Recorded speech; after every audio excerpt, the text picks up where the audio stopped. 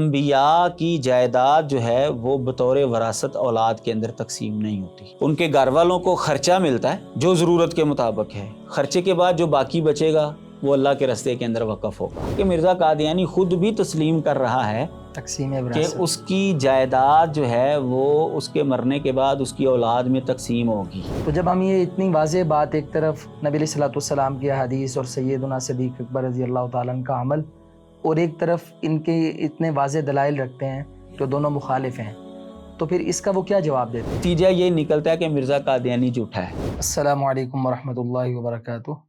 الحمد للہ وحدہ والصلاة والسلام علی من لا نبی بعدہ وعلی آلہ واصحابہ الذین اوفوا عہدہ، اما بعد. ناظرین، مرزائیت نئے زاویے سے اس پروگرام میں ایک بار پھر ہم آپ کو خوش آمدید کہتے ہیں. ہمارے ساتھ حسب روایت موجود ہیں اسلامک اسکالر فضیلت الشیخ خواہ رشید بٹ صاحب. ہم آپ کو بھی خوش آمدید کہتے ہیں.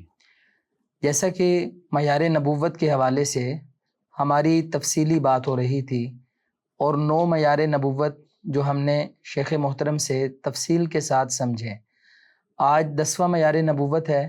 شیخ صاحب سے ہم سوال کرتے ہیں کہ اس کے بارے میں قرآن مجید کی روشنی میں، احادیث کی روشنی میں وضاحت کریں، اور پھر اس کے بعد ہمیں بتائیں کہ کیا مرزا غلام محمد قادیانی اس 10ویں معیار نبوت کا حقدار ہے کہ نہیں. بسم اللہ والصلاۃ والسلام علی رسول اللہ، اما بعد. شکریہ جی، آپ نے ایک دفعہ پھر مجھے موقع دیا.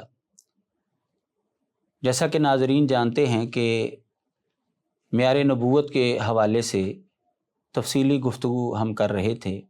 جی بالکل. مرزا غلام محمد قادیانی جس نے دعوی نبوت کیا ہوا ہے اور اپنے آپ کو انبیاء کی فہرست کا ایک فرد قرار دیتا ہے، اور اس کا یہ کہنا بھی ہے کہ مجھے معیار نبوت کے اوپر پرکھو، اگر تم نے میری سچائی یا میرا کذب جانچنا ہے تو مجھے معیار نبوت کے اوپر پرکھو. تو 10واں معیار نبوت، پہلے 9 کے حوالے سے تو ہم نے یہ جانا کہ ان میں سے کوئی بھی ایسا معیار نہیں ہے جو مرزا قادیانی کے اوپر فٹ آتا ہو. بے شک. 10واں معیار نبوت جو ہمیں معلوم ہوتا ہے اسلام سے وہ یہ کہ رسول اللہ صلی اللہ علیہ وسلم جب دنیا سے رخصت ہوئے تو سیدہ فاطمہ رضی اللہ تعالی عنہا حضرت ابوبکر صدیق رضی اللہ تعالیٰ عنہ کے پاس آئیں اور آ کر وراثت مانگی کہ میرے والد فوت ہوئے ہیں، اللہ کے نبی ہیں، اللہ کے رسول ہیں، تو ان کی جائیداد میں سے جو میرا حصہ بنتا ہے وہ مجھے دیں. تو حضرت ابوبکر صدیق رضی اللہ تعالیٰ عنہ نے سیدہ فاطمہ رضی اللہ تعالیٰ عنہ کو نبی علیہ الصلوۃ والسلام کا فرمان سنایا کہ انہوں نے نبی علیہ الصلوۃ والسلام کی یہ حدیث مبارکہ ان کے سامنے رکھی کہ میں آپ کو وراثت نہیں دے سکتا، جائیداد نبی علیہ الصلوۃ والسلام کی وہ بطور وراثت تقسیم نہیں ہو سکتی، کیونکہ پیارے پیغمبر کا فرمان ہے لا نورث ما ترکنا فہو صدقہ. ہم وارث نہیں بنائے جاتے. ہم نبیوں کی جماعت کو اللہ تبارک و تعالیٰ نے یہ احکامات دیے ہیں کہ ان کی وفات کے بعد ان کی جائیداد بطور وراثت تقسیم نہیں ہوتی، جو ہم چھوڑ کر جاتے ہیں وہ صدقہ ہوتا ہے. سیدہ فاطمہ رضی اللہ تعالیٰ عنہ یہ حدیث مبارکہ سن کر جو خاموشی اختیار کر جاتی ہیں، کہ بعض لوگوں کا یہ خیال ہے کہ وہ ناراض ہو گئیں. حالانکہ یہ تو اہل بیت کی توہین ہے کہ رسول اللہ صلی اللہ علیہ وسلم کا فرمان سن کر وہ ناراض ہو جائیں. اللہ اکبر. یہ تو خیر ان کا ایمانی لیول ہے جو یہ حضرت فاطمہ رضی اللہ تعالیٰ عنہ کے حوالے سے یہ خیال کرتے ہیں. وہ دراصل حضرت ابوبکر رضی اللہ تعالیٰ عنہ کی توہین کرنا ان کا مقصود ہے، لیکن حقیقت کے اندر وہ حضرت فاطمہ کے اوپر جو ہے وہ طعنہ زنی کر رہے ہوتے ہیں. جبکہ ہمارا تو واضح موقف ہے کہ انہوں نے اس موضوع کے اوپر کبھی گفتگو نہیں کی پھر دوبارہ، کیونکہ نبی علیہ الصلوۃ والسلام کی جب حدیث آ گئی، فرمان آ گیا، تو انہوں نے خاموشی اختیار کر لی. اور پھر واقعات کو اگر دیکھیں تو وہاں سے بھی پتہ چلتا ہے، جب سیدنا علی رضی اللہ تعالیٰ عنہ کی حکومت آئی، ان کا دور خلافت آیا، تو انہوں نے بھی بطور وراثت اس جائیداد کو تقسیم نہیں کیا۔ اس کا مطلب یہ ہے کہ ان کو پتہ تھا کہ بھئی اب نبی کی حدیث آ گئی ہے تو ہم کیسے تقسیم کر سکتے، مانا کہ مکمل اختیارات رکھتے تھے۔ مکمل اختیارات تھے ان کے پاس۔ بہرحال یہ تو ایک ضمنی سی بات آ گئی۔ اس حدیث سے ہمیں یہ بات معلوم ہوتی ہے کہ رسول اللہ صلی اللہ علیہ وسلم کی جائیداد جو ہے وہ بطور وراثت تقسیم نہیں ہو سکتی ان کی اولاد کے اندر، ان کی بیگمات کے اندر۔ اسی طرح حضرت ابو ہریرہ رضی اللہ تعالیٰ عنہ کی حدیث مبارکہ ہے، یہ حدیث جو ہے مسند احمد کے اندر موجود ہے۔ نبی علیہ الصلوۃ والسلام نے فرمایا انا معشر الانبیاء لا نورث، ہم انبیاء کی جماعت ہیں، ہم وارث نہیں بنائے جاتے۔ ما ترکت بعد معونت عاملی و نفقت نسائی صدقہ، جو عاملین ہیں، جو نبی علیہ الصلوۃ والسلام کی ملکیت کے اندر کوئی باغات تھے، باغ فدق وغیرہ اور اس طرح کی چیزیں جو اللہ تعالیٰ نے مال غنیمت میں سے اور مال فیع میں سے آپ کو جو ہے وہ عطا کیے تھے، تو جو اس کے عاملین ہیں نبی علیہ الصلوۃ والسلام نے فرمایا ان کا خرچہ نکالا جائے گا، میری بیگمات کا خرچہ جو ہے نکالا جائے گا، جو باقی بچے گا وہ صدقہ ہے۔ بے شک اس صحیح حدیث کے اندر بھی یہ بات واضح طور پر معلوم ہو رہی ہے کہ نبی علیہ الصلوۃ والسلام نے یہ اصول بیان کیا کہ ہم انبیاء کی جماعت ہیں، انا معاشر الانبیاء۔ اس کا مطلب یہ ہے کہ انبیاء کی جائیداد جو ہے وہ بطور وراثت اولاد کے اندر تقسیم نہیں ہوتی، ان کے گھر والوں کو خرچہ ملتا ہے جو ضرورت کے مطابق ہے، خرچے کے بعد جو باقی بچے گا وہ اللہ کے راستے کے اندر وقف ہوگا، بے شک وہ بطور جائیداد تقسیم نہیں ہو سکتا۔ جب ہم ان احادیث کو دیکھتے ہیں تو ہمیں یہ معیار ملتا ہے کہ نبی کی جائیداد وراثت کے طور پر تقسیم نہیں ہوتی۔ اب ہم اس کو مرزا غلام محمد قادیانی کے اوپر اپلائی کرتے ہیں۔ کیا مرزا غلام محمد قادیانی کی جائیداد جو ہے وہ بطور وراثت تقسیم ہوئی یا نہیں ہوئی؟ صحیح۔ تو جب ہم قادیانیوں کی کتاب پڑھتے ہیں، مرزے کے بیٹے نے کتاب لکھی مرزا بشیر نے سیرت المہدی، اس کے اندر نمبر ہے جو بیانات وہ لکھتا ہے، روایت نمبر جو ہے وہ 25 ہے، صفحہ نمبر 20 ہے اور حصہ اول ہے۔ اسی طرح احمدیہ پاکٹ بک جو ان کی بڑی معتبر ترین کتاب سمجھی جاتی ہے اور کہہ لیں کہ ان کے سارے مذہب کا جو ہے وہ خلاصہ ہے، اس کے صفحہ نمبر 699 اور 700 جو طبع جدید ہے، تو یہاں پر یہ بات لکھی ہوئی ہے کہ مرزا غلام محمد قادیانی جب مرا تھا تو اس کی جائیداد بطور وراثت اس کی اولاد کے اندر تقسیم ہوئی ہے۔ اللہ اکبر۔ اب ایک طرف تو ہمیں یہ بات معلوم ہو رہی ہے، اصول اور ضابطہ مل رہا ہے نبی علیہ الصلوۃ والسلام کے فرامین میں سے، جو کہ صحیح بخاری کے اندر بھی ہے، مسند احمد کے اندر بھی اور دیگر حدیث کی کتابوں کے اندر، کہ نبیوں کی جائیداد جو ہے وہ بطور وراثت تقسیم نہیں ہوتی۔ اور دوسری طرف ہمیں یہ ثبوت مل رہا ہے کہ مرزا قادیانی کی جائیداد جو اس کے مرنے کے بعد بطور وراثت تقسیم ہوئی ہے۔ اس کا مطلب یہ ہے کہ اس کی اولاد بھی مانتی ہے کہ مرزا قادیانی سچا نبی نہیں ہے۔ بالکل۔ اگر وہ سچا نبی ہوتا تو وہ کہہ کر جاتا میری جائیداد جو ہے بطور وراثت تقسیم نہیں ہوگی، بلکہ مرزا قادیانی نے خود جو ہے اس بات کی صراحت کی ہے کہ میری جائیداد جو ہے نا وہ بطور وراثت جو ہے وہ تقسیم ہوگی۔ مثلا اس کی دلیل جو ہے سیرت المہدی جو مرزا بشیر کی کتاب ہے، اس کا صفحہ نمبر 20 ہے اور حصہ اول ہے، تو وہاں پر ایک واقعہ لکھا ہے۔ واقعہ یہ ہے کہ مرزا قادیانی کی جو پہلی بیوی تھی، جو اس کی رشتہ دار بھی تھی، تو اس سے 2 بیٹے ہوئے تھے اس کے، ایک کا نام سلطان احمد ہے، ایک کا نام فضل احمد تھا۔ اب فضل احمد جو ہے وہ اسلام کی حالت میں ہی فوت ہوا، اس نے مرزا قادیانی کو نبی رسول نہیں مانا، وہ مسلمانی کی حالت میں ہی فوت ہوا۔ اب جب وہ فوت ہوا، مرزا قادیانی کی زندگی میں ہی فوت ہوا، پہلی بیوی سے جو بیٹا تھا فضل احمد، جب وہ مرتا ہے مرزا قادیانی نے اس کا جنازہ بھی نہیں پڑھا۔ ظاہر ہے وہ مسلمان تھا مرزا قادیانی، تو مسلمانوں کا جنازہ پڑھنے کا قائل نہیں تھا، لیکن اس نے ایک بات کی، جو اس کی دوسری بیوی تھی نصرت جہاں بیگم، اس کے پاس آیا اور اس کو کہتا ہے، جملے پر غور کیجئے گا، کہتا ہے تمہاری اولاد کے ساتھ جائیداد کا حصہ بٹانے والا ایک فضل احمد ہی تھا، سو وہ بیچارہ بھی گزر گیا۔ اب ظاہر ہے نصرت جہاں بیگم کی جو آل اولاد وہ یہی جو دور حاضر کے اندر مرزا قادیانی کی گدی کے اوپر بیٹھی ہوئی ہے، مرزا مسرور اور اس کے جو عزیز و اقارب، وہ سارے نصرت جہاں بیگم سے جو اولاد ہوئی ہے اسی کی یہ نسل ہے آگے۔ تو مرزا قادیانی نے اس کو کہا کہ فضل احمد جو میری پہلی بیوی کا بیٹا تھا وہ اگر زندہ رہتا تو تیرے بیٹوں کے ساتھ جائیداد میں اس کا بھی حصہ بنتا تھا، لیکن اب وہ گزر گیا ہے، اب جتنی بھی جائیداد ہوگی وہ ظاہر ہے تیری اولاد کے اندر ہی تقسیم ہوگی۔ وہ اپنی دوسری بیوی کو یہ حوصلہ دے رہا۔ اس کا مطلب یہ ہے کہ مرزا قادیانی خود بھی تسلیم کر رہا ہے تقسیم کہ وراثت، اس کی جائیداد جو ہے وہ اس کے مرنے کے بعد اس کی اولاد میں تقسیم ہوگی۔ تو لامحالہ یہ نتیجہ نکلتا ہے کہ مرزا قادیانی سچا نبی نہیں ہے۔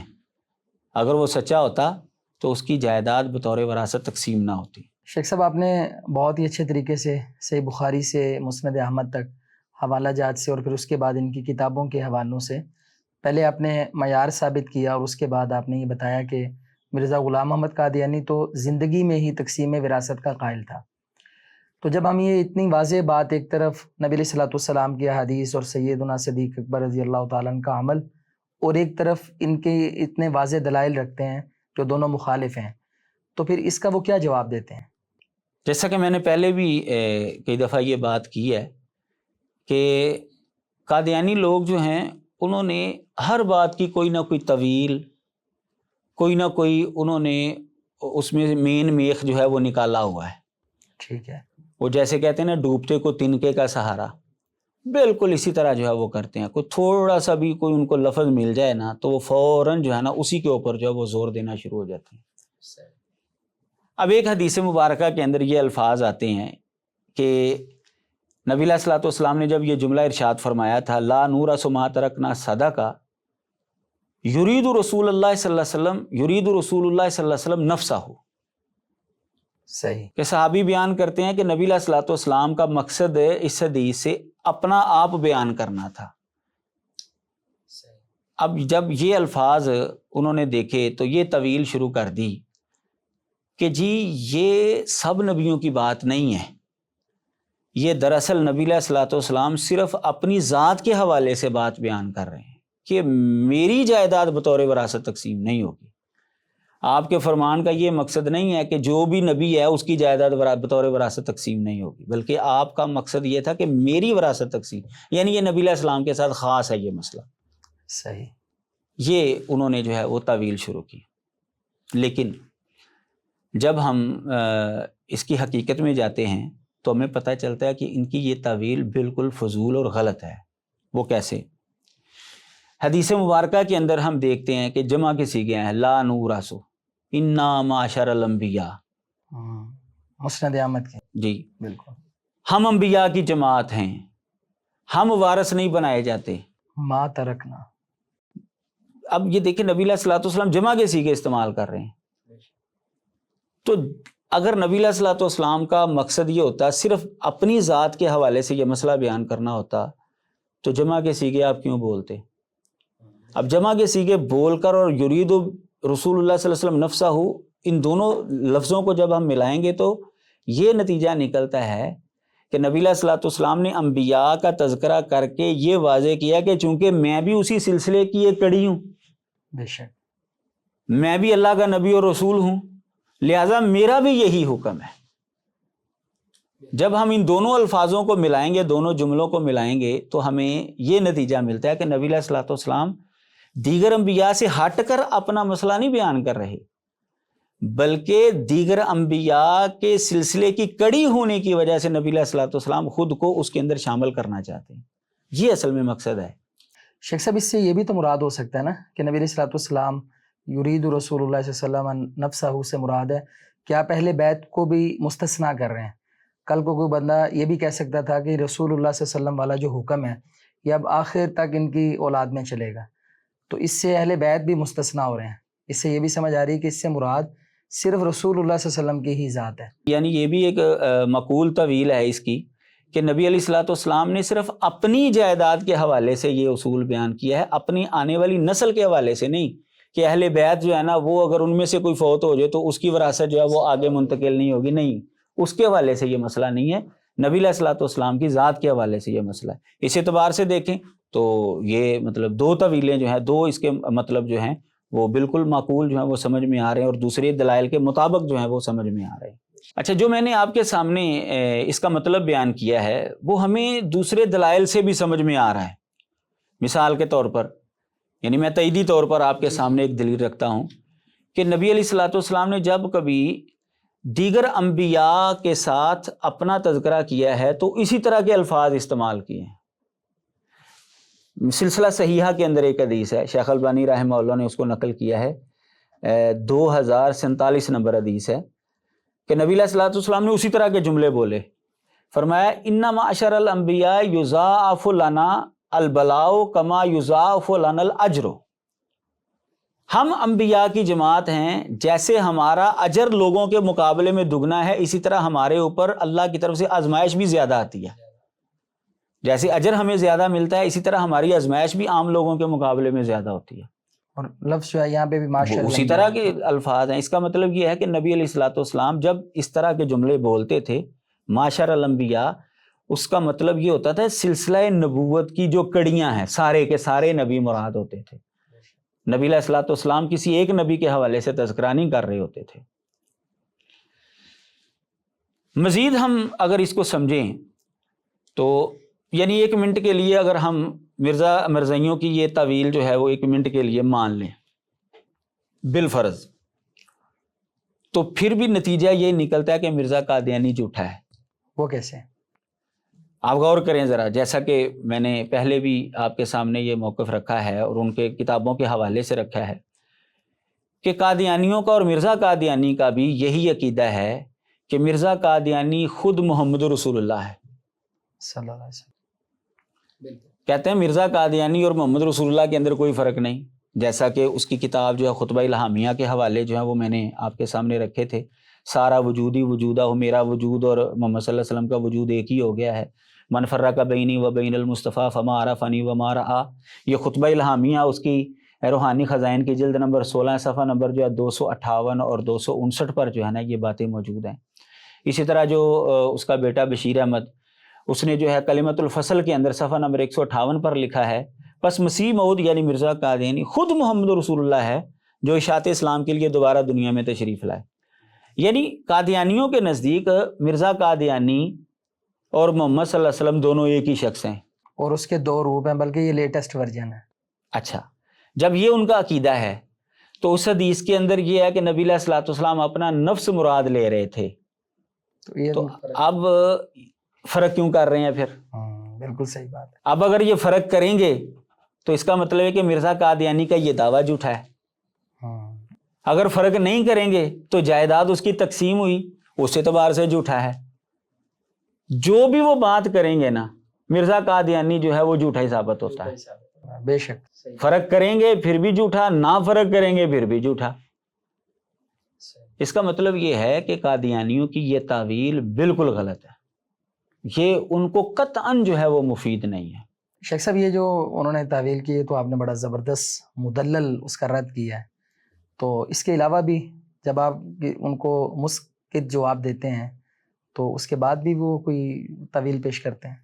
جی بالکل، وہ کوشش کرتے ہیں کہ کسی نہ کسی طریقے سے جو ہے نا وہ اپنا مطلب جو ہے وہ نکال لیں، وہ حقیقت کی طرف جو ہے وہ جانا جو ہے وہ پسند ہی نہیں کرتے۔ دوسری تعویل جو ہے ان کی طرف سے جو ہوتی ہے، کہتے ہیں جی یہ قرآن سے پتہ چلتا ہے کہ نبیوں کی وراثت جو ہے وہ اولاد کے اندر تقسیم ہوئی ہے، وہ قرآن مجید کی آیت پیش کر دیتے ہیں۔ وہ عام بندہ بیچارہ جس کو مطالعہ نہیں ہوتا وہ پریشان ہو جاتا ہے، وہ کہتے ہیں دیکھیں جی قرآن مجید میں سورہ نمل میں اللہ تعالیٰ فرماتے ہیں وَوَارِثَ سُلَیمَانُ داؤد، سلیمان جو ہے وہ داؤد کا وارث بنا۔ سلیمان بیٹے تھے، داؤد علیہ السلام والد تھے، تو بیٹا جو ہے وہ والد کا وارث بن رہا ہے، قرآن میں لکھا ہوا ہے۔ اب یہ وہی دلائل ہیں جو دوسرا گروہ جو ہے وہ حضرت فاطمہ رضی اللہ تعالیٰ عنہ کے حوالے سے جو ہے وہ پیش کرتے ہیں، جی ان کا حق بنتا تھا، نبی کی وراثت کیوں نہیں تقسیم ہوتی؟ بالکل ہوتی ہے تقسیم، وہ بھی اسی طرح کے دلائل دیتے ہیں۔ دوسری دلیل جو ہے وہ اس حوالے سے دیتے ہیں حضرت زکریا علیہ الصلوۃ والسلام کی، کہ جب انہوں نے اللہ تعالیٰ سے جو ہے وہ دعا کی حضرت یحییٰ علیہ السلام کے حوالے سے اللہ سے دو بیٹا مانگا تو اولاد مانگی تو کیا کہا فَهَبْ لِي مِن لَّدُنْكَ وَلِيًّا يَرِثُنِي وَيَرِثُ مِنْ آلِ یعقوب، مجھے یا اللہ اپنی طرف سے ولی دے جو میرا بھی وارث بنے اور آل یعقوب کا بھی وارث بنے۔ دیکھیں جی نبی کی وراثت جو ہے وہ اولاد کے اندر جا رہی ہے، آپ کیسے کہتے ہیں جی اولاد کے اندر نہیں جا سکتی؟ یہ ان کی جو ہے نا دوسری تعویل ہوتی ہے۔ تو اس کا پھر کیا جواب ہے؟ بالکل، جب ہم قرآن مجید کو دیکھتے ہیں اور نبی علیہ الصلوۃ والسلام کے ان فرامین کو دیکھتے ہیں تو ہمیں پتہ چلتا ہے کہ نبی کی وراثت جو اولاد کے اندر آئی ہے وہ جائیداد نہیں ہے، صحیح، وہ علم اور نبوت ہے۔ حضرت داؤد علیہ الصلوۃ والسلام کا بیٹا صرف حضرت سلیمان ہی نہیں تھے، اور بھی بیٹے تھے ان کے، لیکن قرآن مجید نے حضرت سلیمان کے وارث بننے کا تذکرہ کیا ہے۔ اس کا مطلب یہ ہے کہ یہ کوئی خاص وراثت تھی جو دوسرے بیٹوں کو نہیں ملی، جو دوسری اولاد کے حصے میں نہیں آئی، اور وہ نبوت، وہ تو ہمارا ایمان ہے کہ حضرت داؤد علیہ السلام کے بعد حضرت سلیمان علیہ السلام جو ہے وہ نبی بنے ہیں۔ یہ ان کی وراثت ہے۔ نبیوں کی جو وراثت ہوتی ہے وہ علم اور نبوت ہے۔ پہلے چونکہ نبوت کا سلسلہ جاری تھا اس لیے باپ کے بعد بیٹا بھی جو ہے وہ اللہ تعالیٰ نبی بنا دیتا تھا، تو اس کے اندر جو ہے وہ نبوت کی بات ہے، علم کی بات ہے، جائیداد کی بات نہیں ہے، کیونکہ جائیداد کے اندر تو سلیمان علیہ السلام کے دوسرے بھائی بھی شریک تھے، ان کا تذکرہ کوئی نہیں ہے۔ کہنا تو یہ چاہیے تھا کہ داؤد کی اولاد جو ہے وہ داؤد کی وارث بنی، حضرت سلیمان کا الگ طور پر تذکرہ کیوں کیا ہے؟ اس کا مطلب یہ ہے کہ یہ جائیداد کا مسئلہ نہیں ہے، یہ اصل میں علم کی بات ہے۔ اور اللہ تعالیٰ نے اس کے بعد بیان بھی کیا کہ ہم نے اسے پرندوں کی زبان دی، بالکل، جب بلکہ جو باپ سے زیادہ اللہ نے چیزیں دی، پھر اللہ نے باقاعدہ بابو جب آپ آیت پوری پڑھیں گے تو ہمیں یہ استدلال بالکل واضح طور پر سمجھ میں آتا ہے کہ یہ کوئی ایسی وراثت ہے جو بہت بڑی ایک نیکی کے طور پر، احسان کے طور پر وہ یاد کر رہے ہیں۔ جائیداد تو سارے خاندانوں کے اندر تقسیم ہوتی ہے، بے شک۔ یہ کون سا بڑا احسان ہے کہ جو خاص طور پر جو ہے وہ حضرت سلیمان علیہ السلام یاد کر رہے ہیں۔ آپ اسی آیت کو پورا پڑھیں گے تو لکھا ہے وَوَارِثَ سُلَيْمَانُ دَاوُودَ وَقَالَ يَا أَيُّهَا النَّاسُ عُلِّمْنَا مَنطِقَ الطَّيْرِ وَأُوتِينَا مِن كُلِّ شَيْءٍ إِنَّ هَذَا لَهُوَ الْفَضْلُ الْمُبِينُ۔ اللہ، حضرت سلیمان علیہ الصلوۃ والسلام جب وارث بنے اپنے والد کے تو لوگوں کو مخاطب کر کے کہہ رہے ہیں کہ ہمیں پرندوں کی بولی جو ہے وہ سکھائی گئی ہے، مجھے ہر چیز سے اللہ تعالیٰ نے عطا کیا ہے، اور یہ بہت واضح فضل ہے۔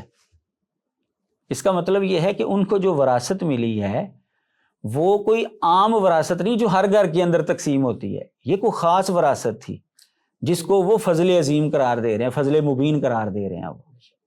پھر وہ حضرت سلیمان علیہ السلام کا جو پریکٹیکل تھا، یعنی یہ جو شکر کیا انہوں نے، اللہ تعالیٰ نے پھر آگے چونٹی کا واقعہ ذکر کیا، پھر اس کے بعد انہوں نے جو دعا کی ربی اوزعنی ان اشکر نعمتک التی انعمت علی وعلی والدی، تو یہ جو شکر ادا ہو رہا ہے یہی علم اور جو نبوت کی دولت عطا کی گئی اس پر شکر ادا ہو رہا ہے۔ جی اسی طرح جو ہے بالکل ایسے ہی یہ چیز ثابت شیخ صاحب ہوتی ہے۔ نبی صلی اللہ علیہ وسلم کی کوئی حدیث مبارکہ بھی ہے اس حوالے سے؟ بالکل ہے، کون اللہ کے نبی کے وارث ہیں اور اس میں وضاحت ہے؟ بالکل ہے، وہ ذرا بتائیے۔ مطلب یہ میرے یعنی جو میں نے آپ کو اس کی تفسیر بیان کی ہے، یہ ایک تو قرآن مجید سے استدلال ہو رہا ہے، دوسرا اس حدیث مبارکہ کے اندر اس چیز کی وضاحت موجود ہے۔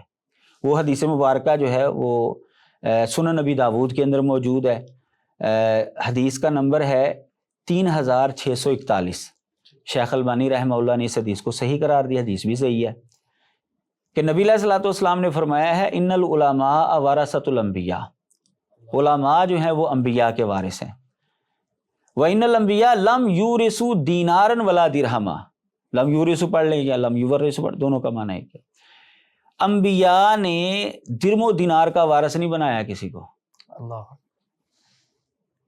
ورثوا العلم، انہوں نے علم کا وارث بنایا ہے، انبیاء نے علم کا وارث بنایا۔ فمن اخذہ اخذ بحظ وافر، جس نے وہ علم حاصل کر لیا اس نے بہت بڑا حصہ جو ہے وہ حاصل کر لیا۔ دیکھیں نبی علیہ الصلوۃ والسلام واضح طور پر فرما رہے ہیں کہ انبیاء جائیداد چھوڑ کر نہیں جاتے، درم و دینار چھوڑ کر نہیں جاتے، اس کی وراثت نہیں ہوتی ان کی وراثت ہوتی ہے علم کی۔ اللہ، اب نبی علیہ الصلوۃ والسلام کے اس فرمان سے قرآن مجید کی ان آیات کی تفسیر ہو رہی ہے۔ بے شک، تو قرآن سے بھی یہ بات سمجھ میں آ رہی ہے، اور حدیث مبارکہ سے بھی یہ بات جو ہے واضح طور پر معلوم ہو رہی ہے کہ حضرت سلیمان علمی اعتبار سے حضرت داؤد کے وارث بنے ہیں۔ اور اسی طرح حضرت یعقوب جو ہیں اور آگے ان کی اولاد یوسف علیہ السلام وہ بھی علم و نبوت میں وارث بنے ہیں۔ بالکل۔ باقی رہ گئی حضرت زکریا علیہ الصلوۃ والسلام والی جو دعا ہے، اب آپ ان الفاظ کے اوپر غور کریں، اس سے بھی یہی بات ثابت ہوتی ہے، علم اور نبوت کی بات ہے، جائیداد کی نہیں، کیونکہ وہاں پر لفظ ہیں یارثنی و یارث من آل یعقوب، میرا بھی وہ وارث بنے اور آل یعقوب کا بھی۔ آل یعقوب کے اندر پوری بنی اسرائیلی نسل آ رہی ہے۔ نبوت کا سلسلہ موسیٰ علیہ السلام کا۔ حضرت یعقوب علیہ الصلوۃ والسلام کے 12 بیٹے تھے، وہ 12 بیٹوں سے آگے 12 قبیلے بنے، یعنی وہ تو ہزاروں کی تعداد کے اندر لوگ موجود تھے۔ تو اگر یہ جائیداد کی بات ہوتی، حضرت زکریا کی جائیداد تو چلو حضرت یحییٰ کو مل گئی، تو وہ جو ہزاروں لوگ ہیں وہ ان کے کیا لگتے تھے کہ ان کی جائیداد بھی ان کو ملے گی؟ وہ آل یعقوب ساری کے سارے۔ اس کا مطلب یہ ہے کہ حضرت زکریا علیہ الصلوۃ والسلام بھی جو دعا کر رہے ہیں وہ اپنے بیٹے کے علمی اعتبار سے اور نبی ہونے کے اعتبار سے اللہ سے دعا، کیونکہ نبی جو ہے وہ ساری آل کا جو ہے وہ وارث ہے، کیونکہ ایک سلسلہ نبوت ان کے اندر جو ہے وہ چل رہا ہے بنی اسرائیل کے اندر۔ تو یہ الفاظ بھی ہمیں بتاتے ہیں کہ حضرت زکریا علیہ الصلوۃ والسلام نے جو فرمایا ہے کہ وہ میرا وارث بنے اور آل یعقوب کا مطلب یہ ہے کہ وہ علمی اعتبار سے ہمارا وارث بنے، جائیداد کے اعتبار سے وارث کی بات نہیں ہو رہی۔ اور آگے اللہ تعالیٰ نے جب بشارت سنائی تو اللہ تعالیٰ نے کہا کہ وہ سید ہوگا اور نبی بنے گا، ساتھ ہی پیدا ہونے سے پہلے ہی اللہ نے بتا دیا کہ وہ نبوت میں آپ کا وارث بنے گا۔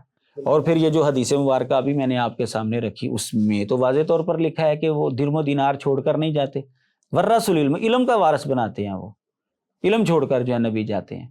تو اس حدیث نے بھی ان آیات کی جو ہے وہ دونوں واقعات کی جو ہے وہ تفسیر کر دی۔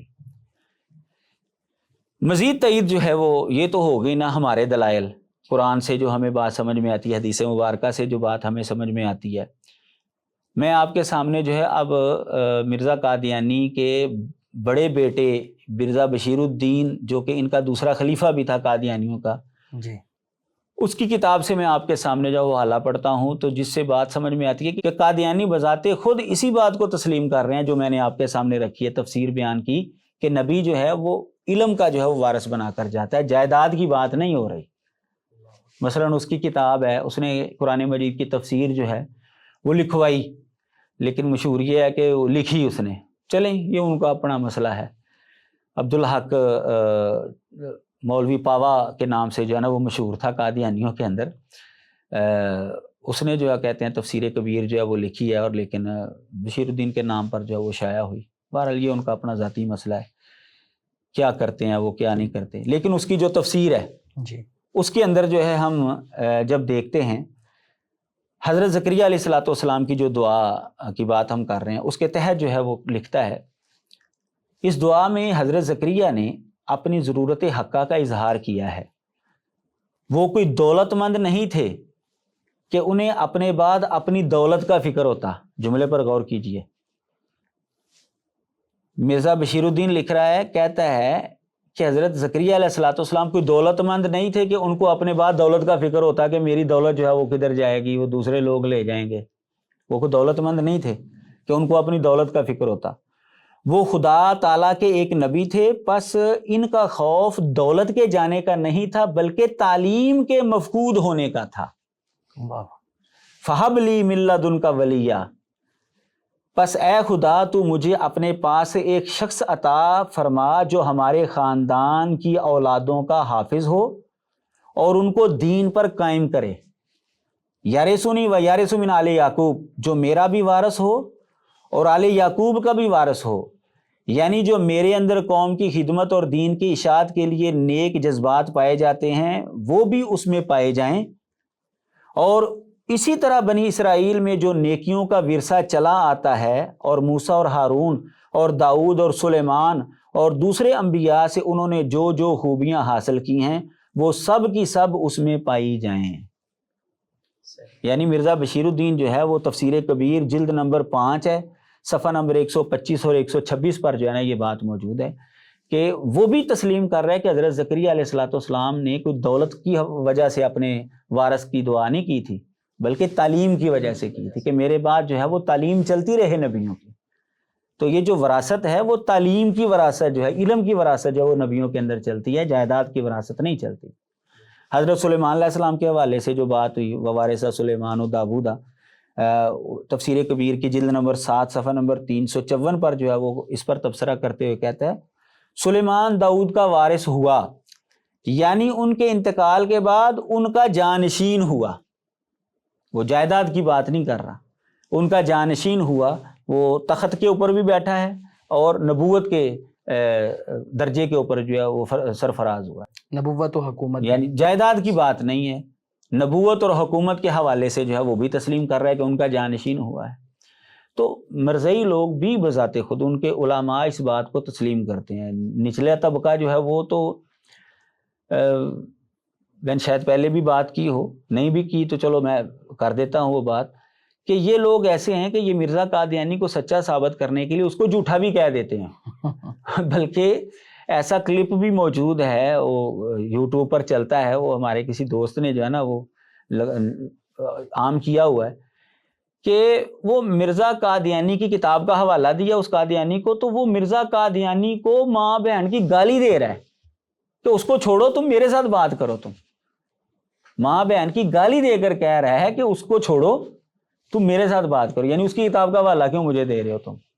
یہ تو ان کی حرکتیں ہیں۔ بہرحال جو ان کی کتابوں کے اندر لکھا ہوا، ہمارا تو کام ہے کہ ان کے سامنے وہ بات رکھ دے، باقی ماننا نہ ماننا تو ہر بندے کا اپنا جو ہے وہ طرز عمل ہے، زبردستی تو ہم کر نہیں سکتے۔ اللہ تعالیٰ کو انہوں نے جواب دینا ہے، ہم نے اپنا جواب دینا، انہوں نے اپنا جواب دینا ہے۔ ہاں، جو باتیں میں نے بیان کی اگر وہ ان کی کتاب میں نہ ہو پھر ہم ذمہ دار ہیں۔ تو خلاصہ یہ ہوا ساری گفتگو کا کہ رسول اللہ صلی اللہ علیہ وسلم نے جو معیار دیا ہے کہ نبی کی جائیداد بطور وراثت تقسیم نہیں ہوتی، مرزا قادیانی کی جائیداد بطور وراثت تقسیم ہوئی ہے، نتیجہ یہ نکلا کہ مرزا قادیانی جو ہے وہ سچا نبی نہیں ہے، اور جو وہ تعویلات کرتے ہیں اس کے جوابات میں نے آپ کے سامنے واضح طور پر رکھ دیے ہیں۔ اب دعا ہی کی جا سکتی ہے کہ اللہ تبارک و تعالیٰ ان لوگوں کو ہدایت دے، سیدھے راستے پر لے کر آئے۔ ناظرین، معیار نبوت کے حوالے سے آج 10ویں معیار نبوت پہ ہماری ڈیٹیل سے بات ہوئی کہ نبی علیہ الصلوۃ والسلام کے فرامین کی روشنی میں انبیاء کی وراثت نہیں ہوتی، بلکہ علم ہوتا ہے، وہ چھوڑ کے جاتے ہیں، علماء ان کے وارث ہیں، اور مرزا غلام محمد قادیانی کے اپنے فرامین موجود ہیں اور اس کے بعد اس کی وراثت تقسیم ہوئی، سو وہ اس معیار نبوت پر بھی پورا نہیں اترتا۔ مزید اس سلسلے کو آگے بڑھائیں گے، آپ ہمارے ساتھ رہیں۔